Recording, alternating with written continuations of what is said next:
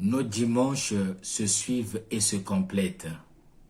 Dimanche dernier, la liturgie nous plaçait devant le mystère du choix. 3 fois séduit par le diable, Jésus a choisi d'être le serviteur de Dieu. Si au premier dimanche, nous recevions l'invitation à choisir entre le projet de Dieu et celui du diable, ce deuxième dimanche nous dit en quoi consiste l'itinéraire du temps de carême et du chrétien. Le choix nous porte à nous mouvoir, à parcourir une voie.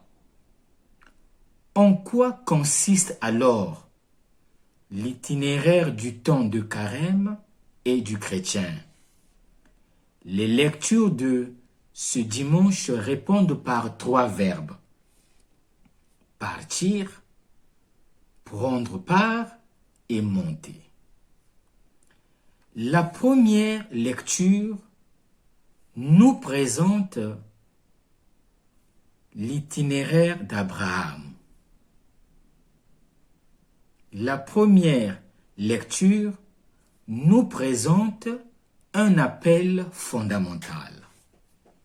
L'invitation de Dieu à Abraham est claire et péremptoire.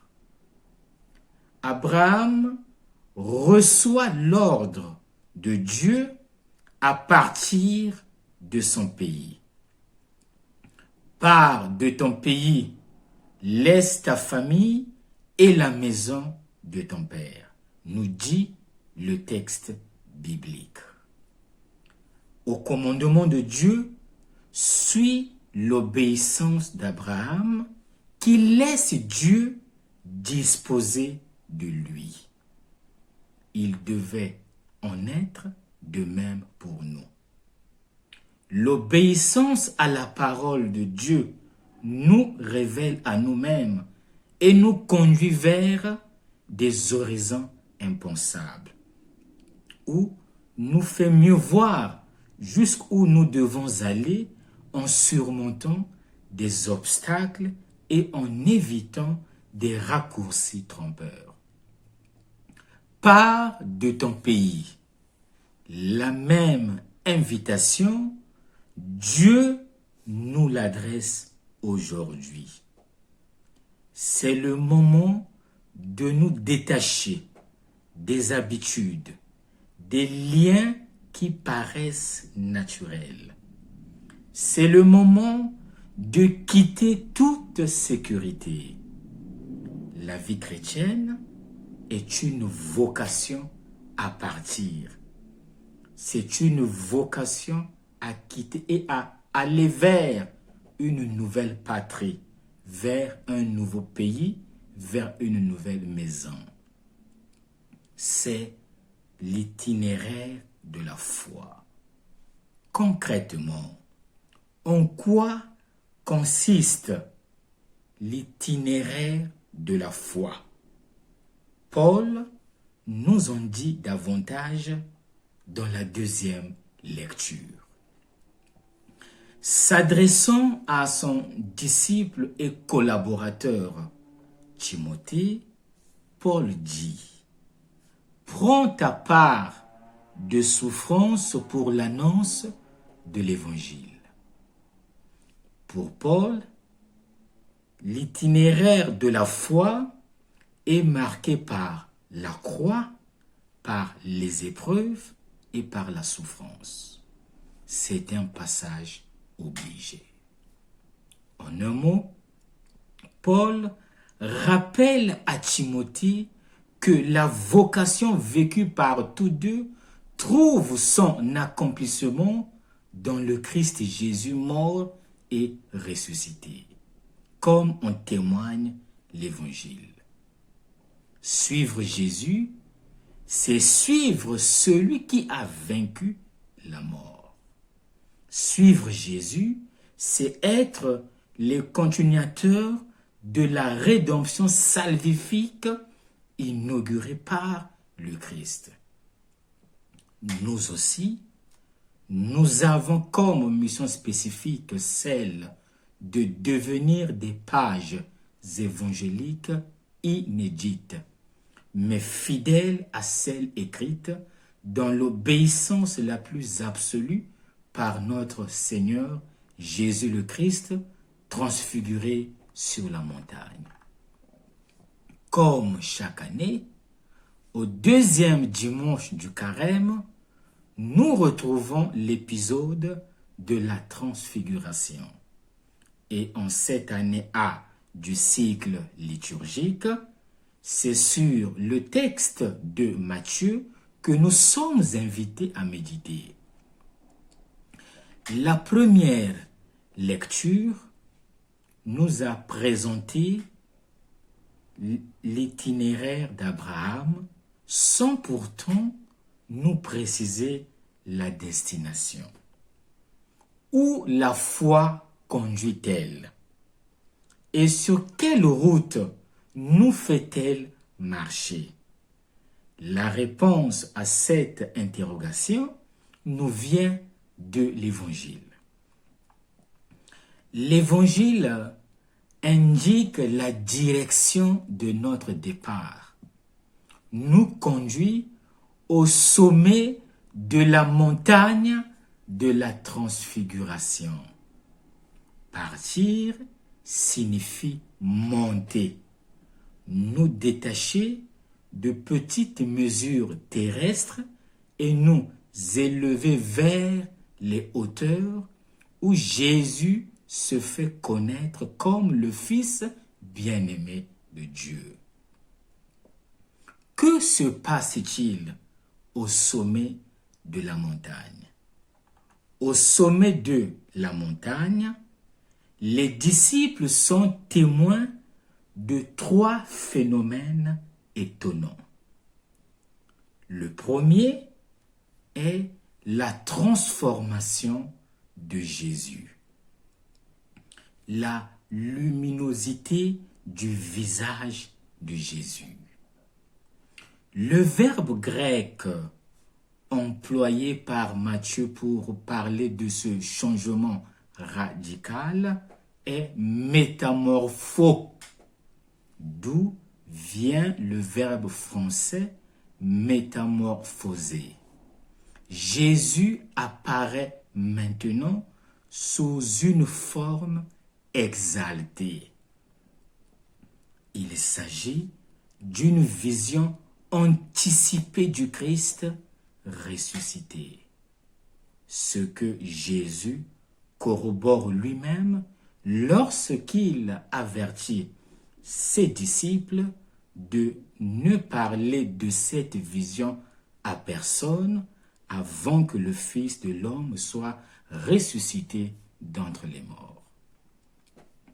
Le deuxième phénomène observé par les disciples est l'apparition de Moïse et Élie. Les 2 hommes représentent l'Ancien Testament. Moïse incarne les 5 premiers livres de l'Écriture. Le prophète Élie représente les prophètes qui ont suivi. Le troisième phénomène observé par les disciples est la nuée lumineuse de laquelle provient une voix, la Shekinah, c'est-à-dire la présence de Dieu. Celui-ci est mon Fils bien-aimé, en qui je trouve ma joie, écoutez-le. Jésus est le Fils à écouter, car dans les tentations au désert, Jésus a fait le choix d'être le Fils de Dieu. Au baptême, Jésus s'est fait solidaire avec les pécheurs et nous a révélé son choix fondamental. à la transfiguration, Jésus est désormais la voix de Dieu pour les humains. C'est quoi alors la transfiguration? Le principe, c'est d'écouter Jésus. La transfiguration commence lorsque j'écoute Jésus me parler. Lorsque ma vie est centrée sur l'écoute. Lorsque je crois à sa parole. Et lorsque je laisse cette parole me transformer. Ainsi, le récit de la transfiguration nous invite à nous déplacer pour voir Jésus autrement. C'est en faisant confiance à Jésus et en écoutant fidèlement sa parole que nous vaincrons nos peurs et que nous parviendrons à destination transformée. Quel est l'enseignement à retenir? Ce dimanche nous présente l'itinéraire du carême et du chrétien. Il nous faut partir, il nous faut prendre part aux souffrances, il nous faut monter. Pour cela, une bonne analyse de notre comportement est nécessaire pour réaliser ce que Dieu demande par sa parole. La vocation d'Abraham rappelle notre vocation chrétienne qui se réalise dans les mêmes signes. Il s'agit, primo, de rompre avec nos fausses sécurités, d'abandonner ce que nous sommes et ce que nous avons pour nous laisser conduire par Dieu et seulement par lui. Segundo, s'en remettre à la parole entendue par les disciples sur la montagne. Celui-ci est mon fils bien-aimé, écoutez-le. Jésus doit être écouté parce qu'il est le prophète, le maître, la vérité. L'audition des paroles de Jésus doit pénétrer nos cœurs. Il faut que le message du Christ soit intégré et compris. Ces enseignements qui bouleversent des convictions déjà acquises ne doivent pas passer par une oreille et sortir par l'autre, mais doivent demeurer dans notre esprit. Voilà pourquoi le carême nous demande un saut qualitatif, une ascension, c'est-à-dire la décision d'une révision qui nous arrache à nos mauvaises habitudes et nous jette avec force dans le radicalisme de l'Évangile. À quoi nous convie ce dimanche? Nous sommes conviés aujourd'hui à nous dépouiller des conceptions qui n'émanent pas du Christ. Que nous reste-t-il à faire? Il ne nous reste plus qu'à conjuguer 3 verbes. Partir, monter, écouter. Bon dimanche à tous et que Dieu vous bénisse.